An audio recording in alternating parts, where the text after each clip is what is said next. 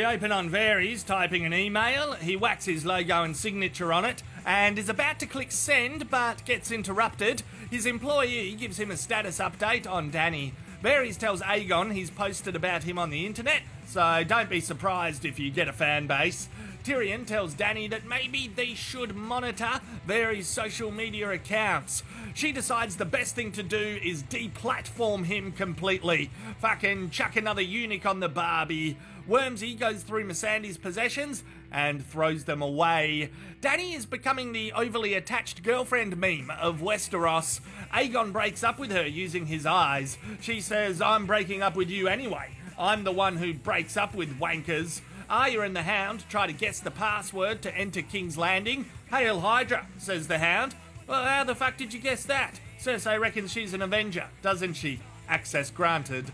Oh, God damn it, Jamie. Why couldn't you check Google Maps to see if the King's Road was congested? After dobbing on Varys for treason, Tyrion decides to commit treason. He's booked a hotel in Essos for House Lannister. And if you could get Cersei to surrender the city, that would be great. Or else Dany will roast it. Are you fucking kidding? It's game day and the Golden Company finally has some work to do. Cersei arrives. She's got a corporate box with a sweet view of the action. "Let us near the corporate box," yell the common folk. "Don't make us fucking sit in the cheap seats." Jaime's like, "I've got a golden hand, I've got a golden hand." Nah, shit. Euron is letting a trainee use the Scorpion. It's fair dinkum not the best time for it. You don't let a junior do all the work when you know it's a busy day. Can you guys hear a helicopter or is it a plane? No, it's a dragon! The Golden Company gets fucked on. If only they had their elephants. Every member of the Dothraki used a one-up after the Battle of Winterfell. What is this, a castle for ants? Oh, this is an absolute thrashing. Qyburn delivers the halftime stats to Cersei. She says, "Go out and tell them to give 110%. They look pretty gassed. Drogon yells, "Surrender!" And there it is, yep. That's a surrender. Surrender confirmed. Well done, lads. You did the right thing. Hit the showers, grab a Thai green chicken curry, and go bend the knee. The final siren rings. Tyrion can relax. Well done, Dany. Fair play. I reckon you'll get some new Instagram followers and friends. Not too many civilian casualties from what I saw. Where is she going? Just park the dragon. Park it. No one wants to play anymore. It's like a game of Monopoly. You dominated to the point it's no longer fun. So just park the dragon. Those guys surrendered. What are you doing? These are civilians. That building doesn't need to be demolished. Turn the barbecue off. Turn it. Why'd you kill Varys? Why? Wormsy, no! No, they're turning to the dark side. This dickhead is starting to rape Sheilas. Put your cock away. Stop it. Oh, it's Aegon or Jono. This is more of a good bloke Jono action. Yeah, he's back to being Jono. Euron and Jaime are having a game of UFC. Kingslayer is the undisputed middleweight champion. The Hound says you're old enough to have sex, so you're old enough to throw out that immature kill list. Don't live a life of revenge. Qyburn reckons it's a good idea to get between the Mountain and the Hound. Cersei is like, "Okay, you boys play nice. I'm gonna see what's happening downstairs. Maybe we have a few soldiers left." Fuck me dead. This is the greatest fight day ever. Look at that sexy motherfucker.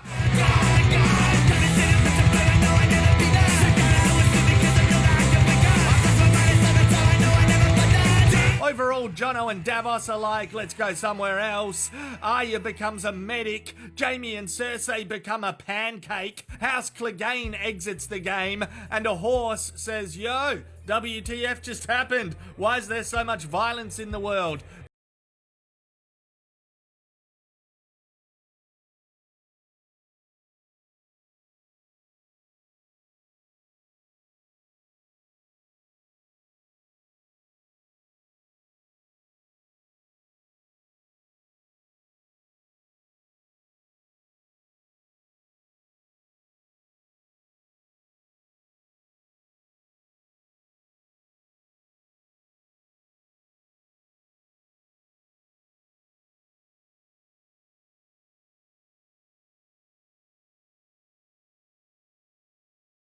Saying, "I loved this episode. I think the positives really outweigh the negatives." I know a lot of people don't want to hear that at the moment, but I think they do. The direction by Miguel Sapochnik, aka Sapo, is more on point for me in this episode than it was in his other one, The Long Night.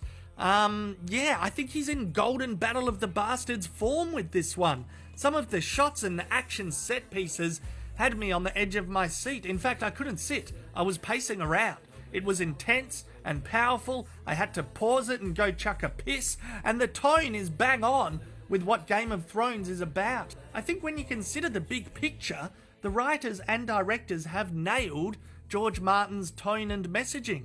If you truly want to be a book wanker about this, and look at the book material we have to date, the tone is on point. It's very anti-war. It is about power and greed and needless deaths. It's about good blokes, bad blokes, good Sheilas, shit Sheilas.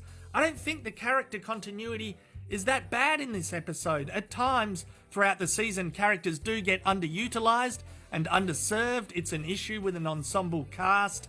I don't know how you can totally get around it, but I don't think their decision making is that unbelievable in this one. Dany has wanted to be a conqueror and a ruler since season 2. This goal alone has always made me nervous. She toppled cities, altered cultures, and imposed her will onto them at times.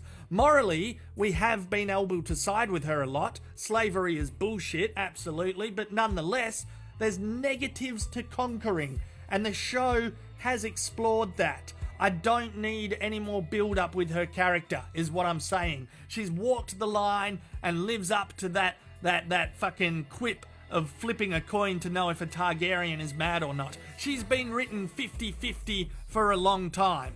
This is also the first time she's returned to the place where her father was killed and her and Viserys was sent into exile. We know that backstory. I reckon all that shit is going through her head right here. Emilia Clarke smashes it with the acting. She smashes it. Anyway, she wants to rule with fear. She's accomplished that. It's just fear leads to anger, anger leads to hate, hate leads to suffering. It would be good if Master Yoda told her that. Varys' character is incredible the more you think about it. I reckon he was trying to poison Dany using this little girl. He doesn't have an interest in what she's eating because he cares. He gave up on her mental state in the last episode. He tried talking honestly to her. He said she's not listening, so from his POV, the next step is to assassinate her. We'll try again at supper.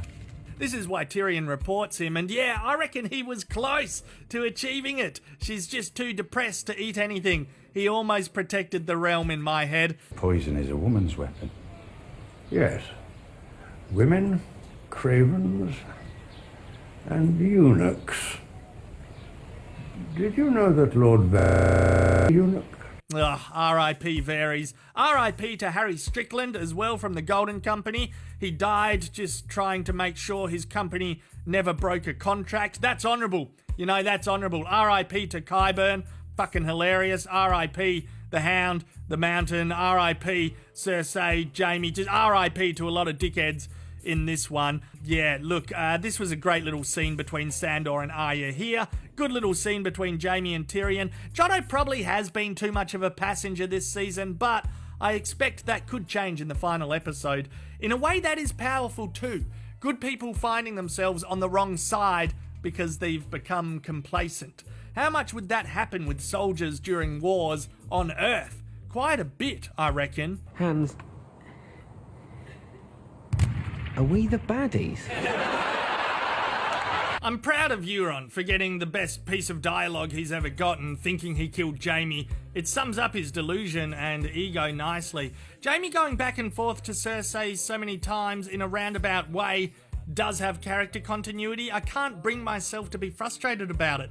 I got my anger out about it back in 2014. In which case, why spend hundreds of book pages and hours of TV gradually turning Jaime into a likeable bloke to have him be an utter cunt again? I like that they pushed a kid out of a tower in season 1 and then they died being crushed by a tower. I'm fine with Cersei being humanised. She doesn't have to go out in a gory fashion. We have seen a fetus get stabbed before. It's not that cool. Cersei has done psychotic things, but she's been humanised before too. Admitting she loved Robbo once and he never loved her is one of my favourite humane Game of Thrones scenes ever. The walk of shame was humanising. Having her die in a gory manner means jack shit to the big picture. At the end of the day, Game of Thrones is doing what it's always done, making us angry when things don't go the way we want. Ultimately, I end up respecting that. You can argue that the way they're letting us down is not as smooth as the first 4 seasons. To an extent, I do agree. Maybe 10 episodes in seasons 7 and 8 would have been better. Yet in this instance, with this episode, I think it adds up nicely, and I love that it's not about clean-cut heroes and villains, and that it shows the cost to human life when a bunch of dickheads go to war. That's what Season 8, Episode 5, The Bells, is about. Of revenge on scales small and large, and the wastefulness of it all.